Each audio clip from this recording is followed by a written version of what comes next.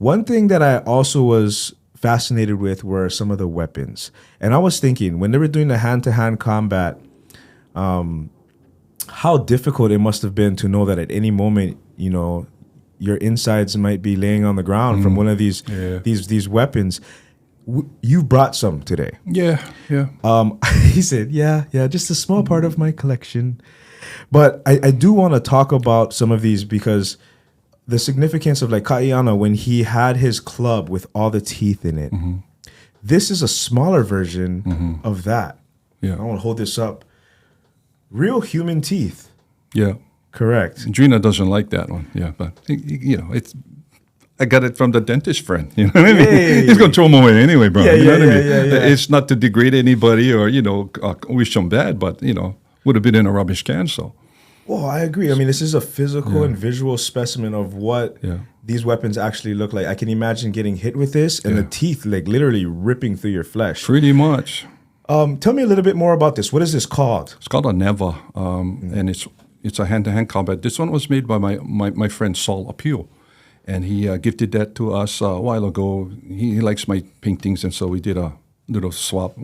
I trade a lot, bro, but I get their mana and they get stuff from me. This was another one. Norman made it for me. I think Umi might have put the teeth in for me, but again, it's sometimes to honor your vanquished opponent or to desecrate them. Now, when it's put in the a refuge bowl, then it's not an honor thing. But this wood in particular is called kauila. It's very, very heavy, dense. It sinks. That's the wood of choice for the Hawaiians. They like that. Well, in the series Kahikili, when he told is it Kupule? I think it was his son Prince Kupule. He said that we don't actually need him alive. His mana is in his bones. Yeah. So I feel like the mana is also in this, right? You carry maybe your former victim, right? Your adversary, and then now you carry their mana because you took their life. And their teeth, and it represented in your weapon that you're going to use to possibly gain more mana. Exactly. And same with the palawa, the pendant. Yeah, they want to get it from the enemy. Usually it's a black cordage, which is your ancestors' hair, and this represents somebody that spoke with authority or the open mouth, tongue extended.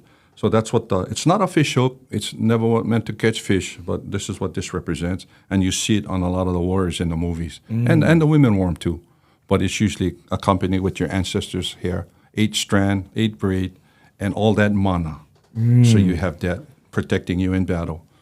The helmets too was like marks in where is my chief? Is he doing okay? So it's like different banners. The Japanese had stuff in battle. You watch Shogun, you see all those guys. Yeah. So since we're talking about the ocean right now, let's talk about this here.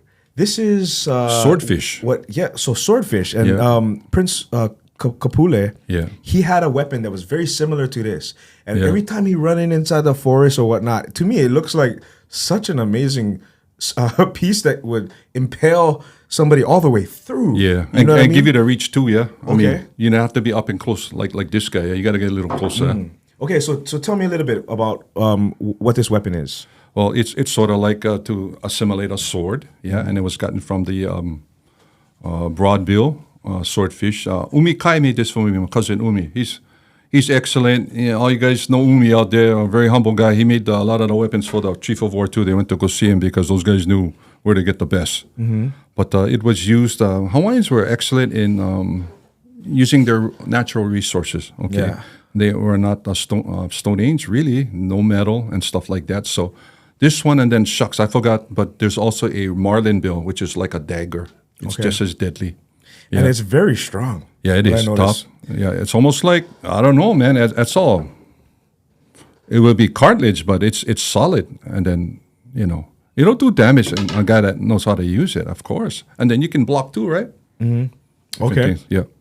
Nice. Okay, so let's move on to this. What is the name of this weapon here? Umi calls it something for your hand, but it's sort of like for lesser terms, it's tiger shark teeth, but very inside work, going for your juggler, different things like that. So like you saw on Jason, they had the big club, but this will make you bleed too, bro. The other one maybe going to hurt a little bit more, but you're going to still die if it gets you in your jugular or your main arteries. You're going to go, yeah. I mean, you can move faster with this thing. Exactly. So it's not as cumbersome. So I was talking to Kenji outside. I said, yeah, like the big club kahikili get. Yeah. If you miss, if you're a good guy, then the momentum will take him like that. Then you're all open now. Yeah. So gotta, pick your poison, I guess. But at the same time, I know it's made for the big screen. Yeah. Yeah. So I'm not, but it's pretty neat. Is made for the big screen, but these are actual weapons that they used, right? Yeah. In the scene where Kuleana's trying to, I think probably trying to find the rest of his party to leave the island, and Kahikili's men is all chasing him. He confronts one of the warriors in the jungle or in the forest, right? And then the other warrior, he has a shark tooth weapon. It wasn't this one, but it was more of a club and he was standing there. That brother was also somebody that was channeling some kind of. Oh yeah, his eyes was crazy. I heard too. The All Blacks. He went recruit some guys from the rugby team in New Zealand. But bro, those guys was okay. That makes sense. Yeah. So and then Kuleana, he pulls out of his little pouch a weapon that's very similar to this, and then this drops, and at that point the other warrior knows. My weapon is no match for you and your weapon. So he starts running. What is this weapon called? It's called a pikoi. And it was used, because the guy's scared now. I'm going to get you. You're going to try to run away, bro. I'm going to get you. Yeah. I'm going to trip you up, and then I'm going to mess you up because this is what it does. I heard from my studies that Prince Jonah Kuleana was expert with this. He was really, really good at that. And I know he wasn't at war or anything, but that was one of his pastimes. He became expert with that. And so that was used in, again, using what they had, but getting the job done. Yeah, the job done, bro. Yeah. Okay. So in the third episode, saw a lot more of the guns, the musket. Yeah. Right. And we also have a couple of those here, which we'll talk about. But we also talked about in our last episode what the influx of gunpowder and these types of weapons did for Hawaiians. If one king could recognize its effectiveness, I can only imagine he would want to acquire as much as he can before the other warring chiefs. You're exactly right, Brian. So you see that sometimes people say, "Oh, Kamehameha used that." No, but the other guys did too. Yeah. Why did Kamehameha seem to have more? Because I was taught he controlled the better harbors. Everybody like trade, but if you cannot park the boat, brother, I get better harbors, access, and supplies, fresh meats, fruits for you. Let's make a deal. We're going to trade. Yeah, you just beat that other guy because he only can have so much fresh stores on his boat and trade, and he's done. He's gone. So that too. That's another thing people forget about Kamehameha. He had access, controlled better harbors, so he could trade. Yeah, that's all. That's all that is. They're trading sandalwood for this, right? Yeah. So this here is like a British hand musket. Yeah, a black powder. Yeah, it's a replica. It doesn't fire, but that's what they would have wanted. And close fighting too. You can go one shot. They put maybe a buckshot or a ball. You can just spin it around. You're still going club. Yeah, true. Yeah, and this is. A horn that because bro, you're out in the rain and your black powder got wet, you might as well. Yeah. All you have is a club. That's it, bro. Because it's not gonna fire. So you got to keep your powder dry. So they usually they call powder horns, yeah. And so when you see they have it strapped around them, the Hawaiian tamalo, they maybe have this tucked inside too. Yeah, they have that, and they have another pouch for the either the lead balls or something like that. So you'll see them. They're not gonna just be. Because they're going to need to reload and fire, and that gets you, because Kuleana loved, they call her kupu ohi, but ke kupu ohi, he taught her how to shoot with the musket, and she was crack shot. She taught her buddies how to shoot. They became expert. Kamehameha had a special squad of wahine sharpshooters. It was deadly in his armies, because Kuleana had a little, hanging around, maybe, they had a free afternoon. Come, baby, we'll go shoot. Yeah. Oh, this girl better than me. What have I done? Can you tell me about these spears here? I know the one in the middle you said is Maori. Yeah, it's a Maori taha, so it's unfinished. Anybody out there, you wanna finish that for Brother Brook? We'll do some deals, bro. but I brought it because Hawaiians had a similar weapon to it. It's called a auamo, which is a short fighting staff, like something that Little John would have in Robin Hood. Okay, so you can imagine the same way like the Maori warriors used their taiaha. Yeah, deadly. This one is made out of kauila. Good buddy of mine, Mr. Norman, made it for me. All you weapon guys out there, you know of Norman. He's not a Kanaka Maoli, but I don't hold that against him. He makes beautiful neakawa. He spends hours at the museum.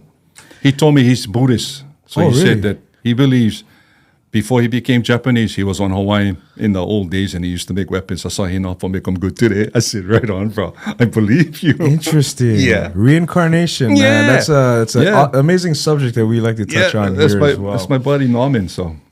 So, when I'm looking at this wood, it is a very substantial piece of wood. You can tell it is dense. It has a lot of weight to it. It seems like if you threw this, it would go right through you. It seems,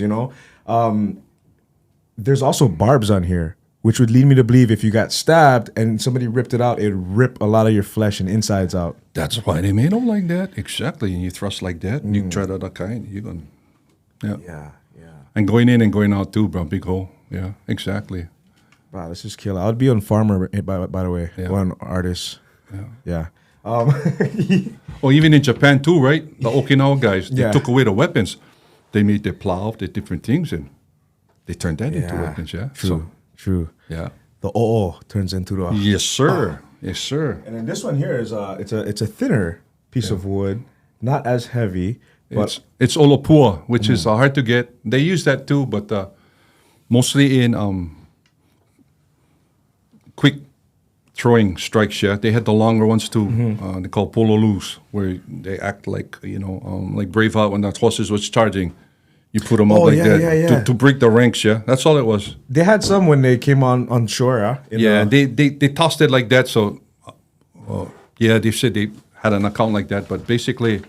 You have your long ones to break rank, and then the short ones just so you can step back, like they showed on the movie with the girls with the ma'a stone and stuff like that. That was cool. That's deadly too, bro. How are you gonna stop that?